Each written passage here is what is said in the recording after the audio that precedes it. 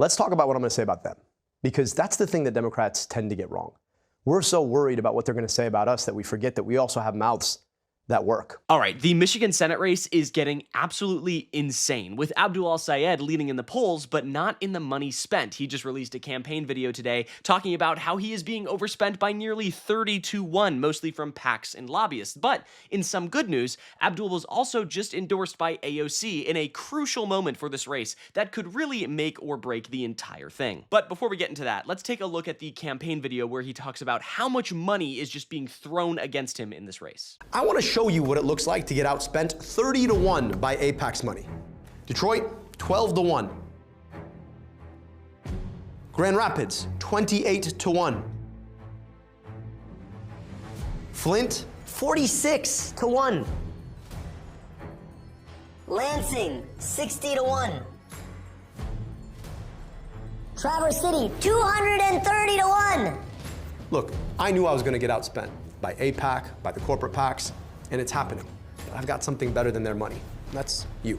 So if you can, rush us a donation. $5, $10 go a long way. Sign up to volunteer, knock doors, make phone calls, send text messages. We need you out there. Because if it comes between the money and the many, we're going to take the money every time.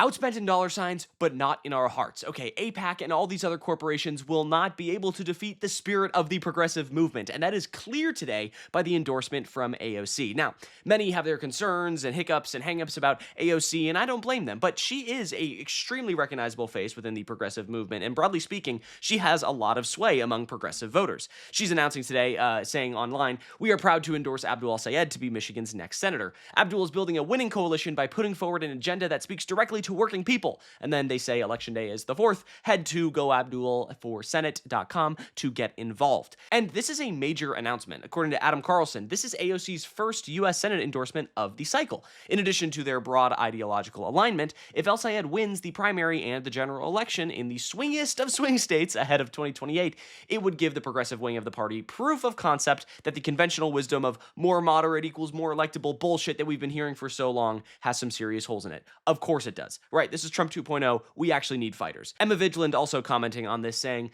like when she endorsed Mamdani the day after the debate, AOC is strategically timing these endorsements to drive lower propensity turnout. And I think she is 100% correct, right? There's this people who are engaged, and then that's all you get, and then you get a big endorsement like AOC, and then more people get engaged. It's just how it goes. And Abdul has responded to the endorsement, saying AOC has changed the trajectory of American politics and inspired a generation to believe that government really can work for working people. I am deeply honored to earn her endorsement for U.S. Senate. Together, we're proving that even in the face of unprecedented outside spending, a movement powered by the people can win. And this will be a major bump for Abdul, not only in notoriety, but also in funding, because AOC is a fundraising champion. She is a fundraising machine. She's phenomenal at it, okay? That's what I'm trying to say. This could, and the money in this we talked about, could make or break the race. But, of course, it's not all about the money, right? It's not all about the dough. It's not all about the Benjamins. It's also about the candidate, right?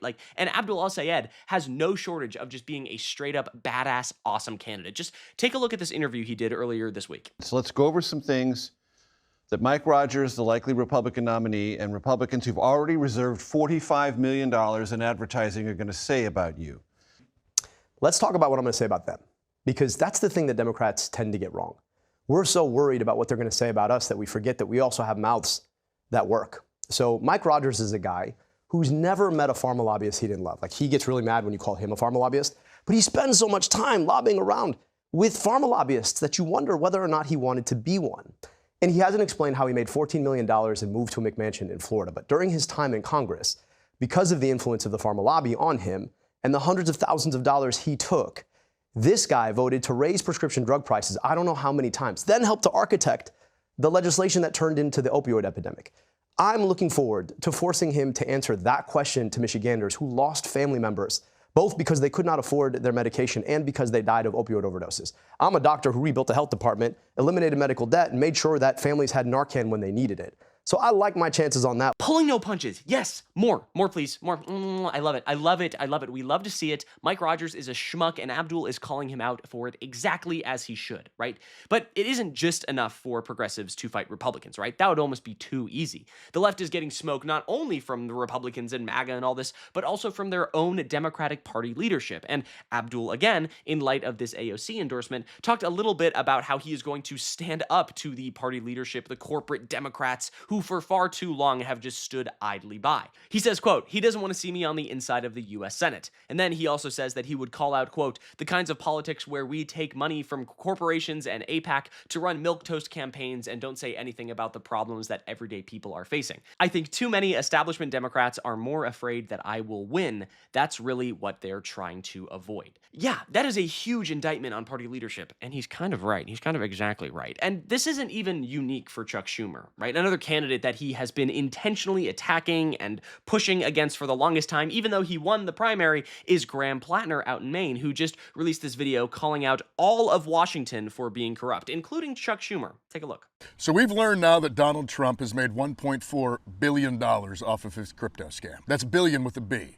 Here in the state of Maine, we're used to this kind of self-dealing from establishment politicians. Susan Collins and her lobbyist husband, Tom Daffron, they've been trading stocks and bonds the entire time that she's been in office, violating the Stock Act up to 25 times. You may sit around and wonder, why is Congress not investigating Trump's obvious scams? And that's because many of them are running scams of their own. This is why people don't think Washington represents them. I am very much looking forward to building a different kind of politics, a politics where we make it illegal for people to trade stocks and bonds while they sit in office. I think it really is just that simple, right? Get these corporate-backed AIPAC stooges out of office and get money out of politics, and the people will benefit, right? We've already seen this. We've seen this before. We saw this with Zoran in New York City, right? Who got elected just 6-7 months ago, and he's been doing great things for the city. Right, and that also reminds me that this was just announced that Zoran Mamdani is going to be delivering a major speech on Friday marking America's 250th, hours before Trump gives his own address at in South Dakota. So I just think that's just awesome. It's just great. I think it's just incredible.